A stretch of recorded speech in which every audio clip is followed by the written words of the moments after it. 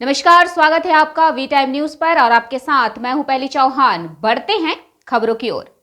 5 राज्यों में संपन्न हुए विधानसभा चुनाव के बाद रविवार को जारी मतगणना में धीरे धीरे जब प्रत्येक राज्यों के परिणाम सामने आने लगे, तब संवाददाता ने औरंगाबाद भाजपा प्रदेश कार्यकारिणी सदस्य गोपाल शरण सिंह से मुलाकात होने पर सवाल पूछा कि लगभग 3 घंटे 30 मिनट हो गए, 3 राज्यों में भाजपा बहुमत की सरकार बनाने जा रही है, क्या लगता है भाजपा में मोदी लहर बरकरार है? तब भाजपा कार्यकारिणी सदस्य गोपाल शरण सिंह ने संवाददाता द्वारा पूछे गए सवालों का जवाब देते हुए कहा कि पूर्व में भी आप लोग हमसे बयान लिए थे। तब भाजपा कार्यकारिणी सदस्य गोपाल शरण सिंह ने संवाददाता द्वारा पूछे गए सवालों का जवाब देते हुए कहा कि पूर्व में भी आप लोग हमसे बयान लिए थे। मैं उस समय भी बोला था कि 5 में से 3 राज्यों में भाजपा की सरकार बनेगी और आज देखिए 5 में से 3 राज्यों में हम लोग बढ़त पर हैं और ये बढ़त अंत तक कायम रहेगा। और आगे क्या क्या कहा गोपाल शरण सिंह ने, आइए आपको सुनाते हैं। पूर्व में भी आप लोग हमसे बयान लिए थे और मैं उस समय भी बोला था कि 5 में से 3 राज्यों में सरकार भाजपा की बनेगी और आज देखिए 5 में से 3 राज्यों में हम लोग बढ़त पे हैं और ये बढ़त अंत तक 20वां राउंड तक कायम रहेगा। 3 राज्य में हम लोग की निश्चित सरकार बनेगी। ये जनता एनडीए गठबंधन को तमाचा मारी है, जात पात की राजनीति तो करना चाहते हैं, ये जात पात के राजनीति के विरोध में वोट है। माननीय राहुल गांधी जी ओबीसी और जातीय जनगणना के लिए बहुत जोर दे रहे थे। शायद उनके इस प्रश्न का जवाब जनता ने दिया है कि देश को विकास चाहिए, जात पात नहीं चाहिए। ये विश्व का सनातन धर्म का देश है और सनातनियों का ही देश रहेगा। सनातन धर्म को लेकर के चले, सनातन धर्म के लोगों को कृपया जात पात पे बांटने की काम नहीं करें।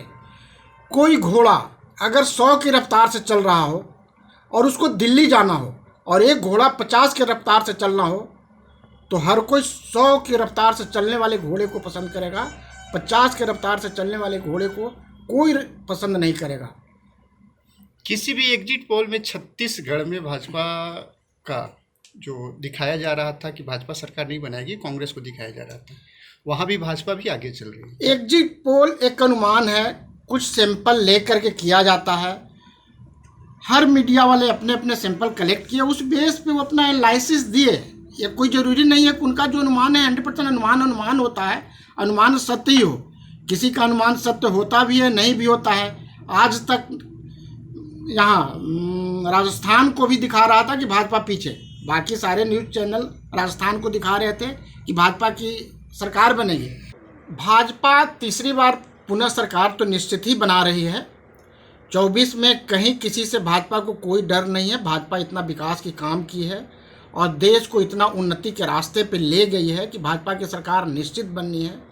रही बात सेमीफाइनल की, तो मेरा व्यक्तिगत राय है कि विधानसभा चुनाव में सारा चीज़, सारा विषय वस्तु अलग होता है और लोकसभा चुनाव में अलग होता है।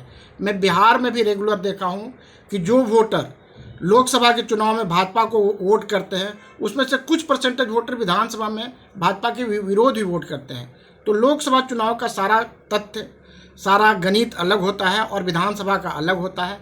निश्चित विरोधी खेमा इस चीज़ को प्रसारित करने में लगे हुए थे कि ये सेमीफाइनल है, तो लीजिए सेमीफाइनल भी भाजपा जीत गई।